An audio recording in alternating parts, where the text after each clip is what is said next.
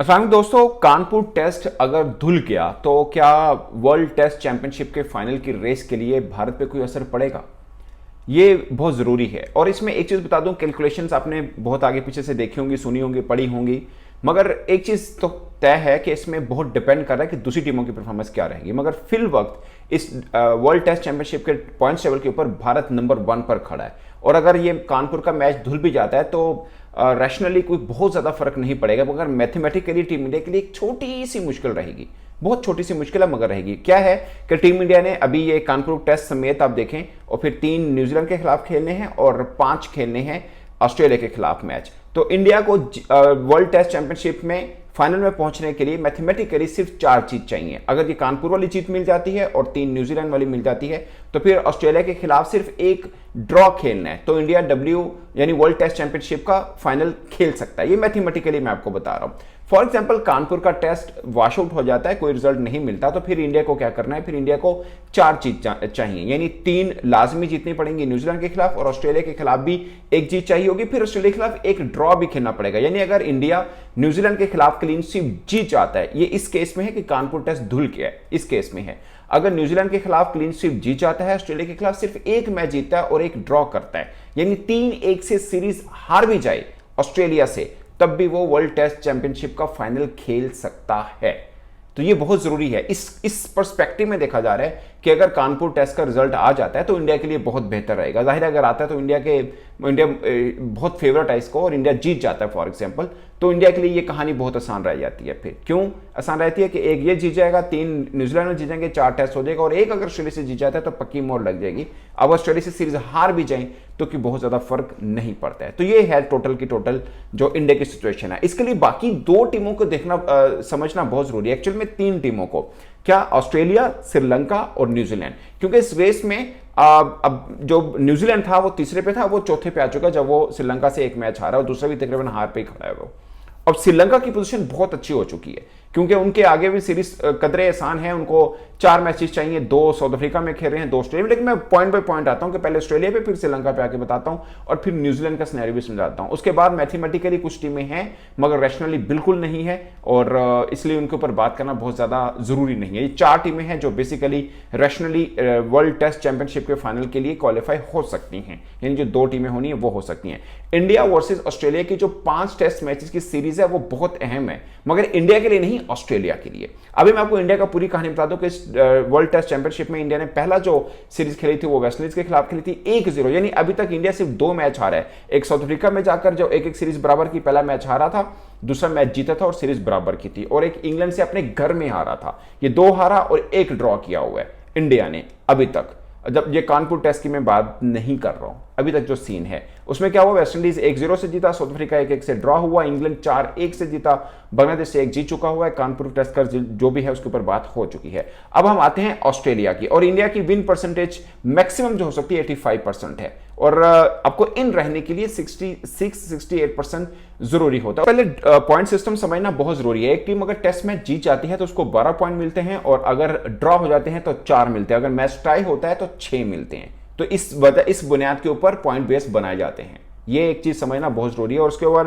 Over rate भी बहुत matter कर रहा होता है। उसके ऊपर अगर आपको जुर्माना होता है तो आपके टोटल पॉइंट में से 1 पॉइंट कट भी हो जाता है। तो ये समझना है कि एक जीत 12 के बराबर है, अगर ड्रॉ कर जाते हैं तो 4 पॉइंट मिलेंगे, और अगर टाई होता है तो 6 पॉइंट मिलेंगे। इसलिए मैं ड्रॉ की बात भी कर रहा हूं कि इंडिया के लिए ड्रॉ भी कितना जरूरी है। अब हम अगर ऑस्ट्रेलिया का सिनेरियो देखें तो ऑस्ट्रेलिया ने इंग्लैंड के खिलाफ जब पहला इस वर्ल्ड टेस्ट चैंपियनशिप में पहले जो सीरीज खेली थी इंग्लैंड के खिलाफ खेली थी, लगातार 2 मैच जीते थे, तीसरा ड्रॉ हुआ, और फिर इंग्लैंड ने 2 मैच जीत लिए, तो सीरीज 2-2 से बराबर हुई थी। उसके बाद पाकिस्तान से उन्होंने 3-0 से जीती थी, मगर हैरानकुन तौर पर वेस्टइंडीज के खिलाफ 1-1 के साथ बराबर हुई थी, और न्यूजीलैंड में जाकर उन्होंने 2-0 से सीरीज जीती थी। अब कुल मिला के उनके पास 7 मैचेस बाकी हैं। उनका बेस्ट सिनेरियो यह है कि वो 4 मैच लाजमी जीतें और 1 मैच लाजमी ड्रॉ करें। ये उनके लिए बेस्ट सिनेरियो। और अगर वो 3 मैच जीते हैं तो 3 ड्रॉ करने पड़ेंगे। साफ है कि ऑस्ट्रेलिया को वर्ल्ड टेस्ट चैंपियनशिप का फाइनल खेलने के लिए इंडिया के खिलाफ जीत बहुत जरूरी है, और वो भी मार्जिनल, यानी अगर वो इंडिया के खिलाफ 3-1 से जीतते हैं तो फिर भी श्रीलंका के खिलाफ जाकर उनको 1 मैच जीतना पड़ेगा, और अगर इंडिया से हार जाते हैं तो उनका चैप्टर काफी हद तक क्लोज हो जाएगा।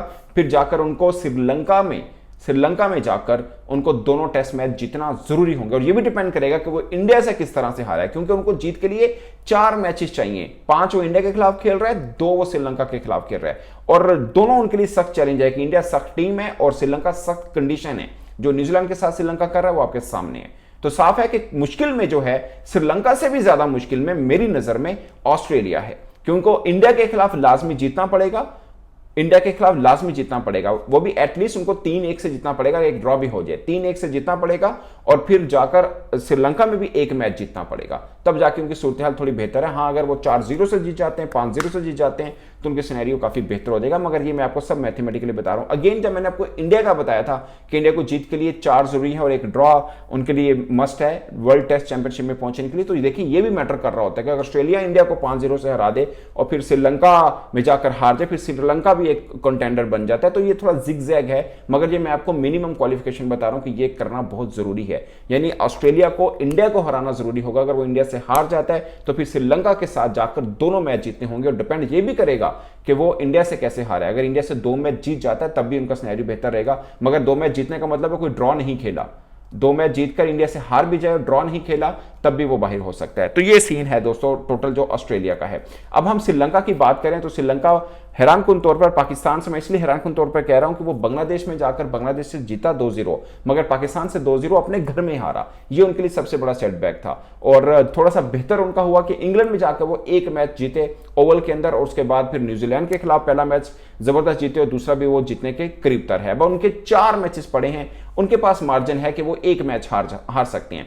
2 मैच वो साउथ अफ्रीका में जाकर खेलेंगे, 2 मैच ऑस्ट्रेलिया ने उनके पास आकर खेलने हैं। अगर वो एक मैच हार भी जाते हैं तब भी वो के वेरी मच इन होंगे वर्ल्ड टेस्ट चैंपियनशिप के फाइनल के लिए। और इन केस वो अगले सारे मैचेस जीत जाते हैं तब वो मुश्किल डालेंगे भारत या ऑस्ट्रेलिया को, डिपेंड करता है कि उनकी जो गावस्कर बॉर्डर सीरीज है उसका क्या रिजल्ट आएगा। दोस्तों, न्यूजीलैंड की बात करें तो न्यूजीलैंड के लिए भी बस मैथमेटिकली कुछ चांसेस हैं, रैशनल काफी कम चांसेस है, मगर चौथे नंबर पे न्यूजीलैंड की टीम जरूर मौजूद है।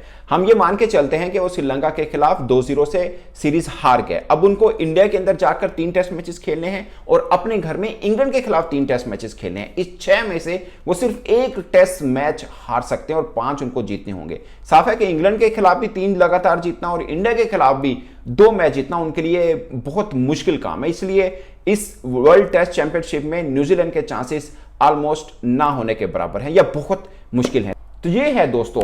अब ये बात कहना कि कानपुर का टेस्ट अगर वॉश आउट हो जाता है तो इंडिया को क्या मुश्किल है, वैसे कोई मुश्किल नहीं है, लेकिन जीतने पर आसानी बहुत रहेगी, क्योंकि एक वो मैच जीत जाना है, फिर 3 न्यूजीलैंड वाले मैच जीत जाए तो इंडिया के कुल मिला के 4 जीत मिल जाती हैं, फिर जाकर ऑस्ट्रेलिया के खिलाफ 1 जीत भी उनको मिल जाए तो उनकी कहानी सीधी हो जाएगी। सीरीज हार भी जाए तो कोई फर्क नहीं पड़ेगा। यानी कानपुर का टेस्ट इंडिया के लिए इसलिए अहम है कि ये टेस्ट जीतना है और फिर न्यूजीलैंड के खिलाफ क्लीन स्वीप जीत के बाद वो ऑस्ट्रेलिया का टूर हार भी जाएं, बस 1 जीत ले लें, हार भी जाएं, कोई फर्क नहीं पड़ेगा उनको वर्ल्ड टेस्ट चैंपियनशिप के फाइनल खेलने के लिए। तो इसलिए कानपुर टेस्ट के ऊपर ज्यादा बात हो रही है कि वॉच आउट होने पर इंडिया को यह नुकसान हो सकता है। अदरवाइज 3 मैच न्यूजीलैंड के जीते और जाकर ऑस्ट्रेलिया के खिलाफ भी 2 मैच जीते, आप फिर भी वर्ल्ड टेस्ट चैंपियनशिप का फाइनल खेल सकते हैं। तो दोस्तों ये है, और ये मैं आपको एक वो मैथमेटिकली जो आईसीसी ने भी सारे कैलकुलेशन भेजी उसके मुताबिक बता रहा हूं। अगेन डिपेंड करेगा कौन सी टीम आगे से क्या कर लेती है, वो भी एक बहुत मैटर करता है। लाइक अगर श्रीलंका एक भी मैच नहीं हारती तो वो जिसे बोलते हैं टफ टाइम दे सकती है इंडिया को भी और ऑस्ट्रेलिया को भी।